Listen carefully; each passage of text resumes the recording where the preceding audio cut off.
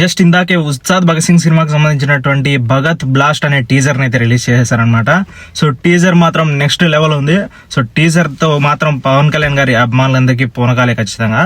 And political elections అయితే దగ్గరలో ఉన్నాయి. ఎలక్షన్స్ కి సంబంధించినటువంటి హీటప్ ఇచ్చే ఒక డైలాగ్స్ మాత్రం నెక్స్ట్ లెవెల్ ఉన్నాయి.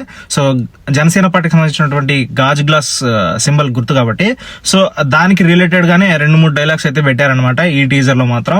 సో గాజ్ గ్లాస్ పగిలే కొద్దీ పదును ఎక్కువ అనే డైలాగ్ అండ్ ఒక అతను వచ్చేసి నీ స్థానం ఇది అని గాజు గ్లాస్ సింబల్ ని కింద పడేస్తాడు. దాని తర్వాత వచ్చే డైలాగ్స్ ఇవి.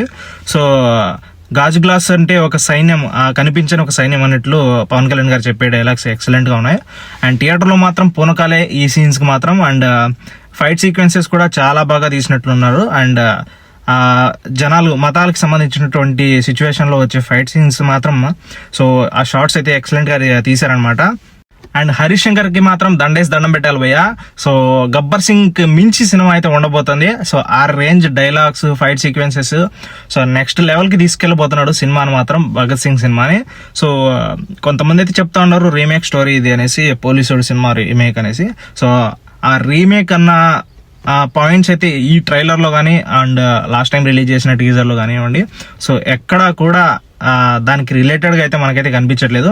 సో సేమ్ అప్పుడు కూడా అంతే, దబాంగ్ కానివ్వండి దానికి రీమేక్ గా వచ్చిన గబ్బర్ సింగ్ సినిమా కూడా సో ఎక్కడా కూడా రీమేక్ అన్న థాటే ఫ్యాన్స్ కానివ్వండి, ఆడియన్స్ కానివ్వండి ఎవరికి రాలేదు. సో సేమ్ ఇది కూడా అంతే. సో ఉస్తాద్ భగత్ సింగ్ సినిమా కూడా నెక్స్ట్ లెవెల్లో ఉండబోతుంది. రీమేక్ అన్న థాటే సో మైండ్ లో అయితే ఉండదు. సినిమా మాత్రం నెక్స్ట్ లెవెల్ ఉండబోతుంది. సో సినిమా మాత్రం గబ్బర్ సింగ్ మించి అయితే ఉండబోతుంది భయ్య. సో టీజర్ మాత్రం నెక్స్ట్ లెవెల్ అంతే.